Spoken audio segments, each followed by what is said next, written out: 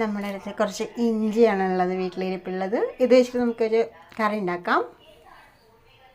ആദ്യം ഇതൊന്ന് ക്ലീൻ ചെയ്തെടുക്കാം.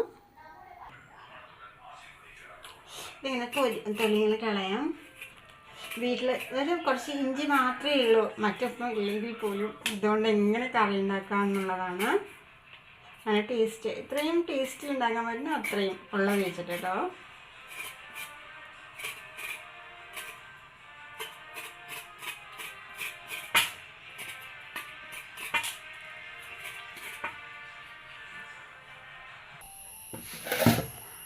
ഇഞ്ചിയിൽ നല്ലപോലെ മണ്ണുണ്ടാവും. മൺചട്ടി അടുപ്പത്ത് വെച്ചു, തീ കത്തിച്ചിട്ടാം. ഇതാ കുറച്ച് ഓയിൽ ഒഴിച്ചു കൊടുത്തു. ഈ ഇഞ്ചി കട്ട് ചെയ്തിട്ട് കൊടുക്കാം.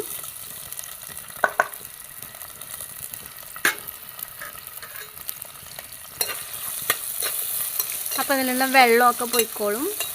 കട്ട് ചെയ്യാനുള്ള ബുദ്ധിമുട്ടൊന്നും ഇല്ല കേട്ടോ. ഇങ്ങനെ കട്ട് ചെയ്താൽ ഈസി ആവുമല്ലോ. നന്നായിട്ട് വഴണ്ടി വരുന്നവരെ ഇളക്കാം കേട്ടോ.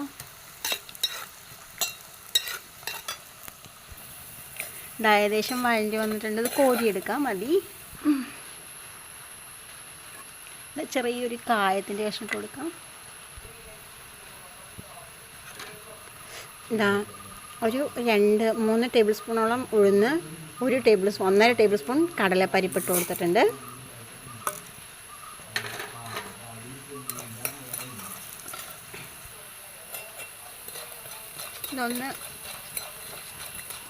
ഇതൊന്ന് ബ്രൗൺ കളർ ആവട്ടെ.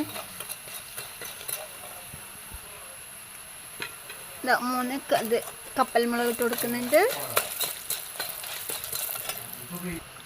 ഇതാട്ടോ ഫ്രൈ ആയി വന്നിട്ടുണ്ട്. ഞാനത് കോരി എടുത്തു, മതിയാവും.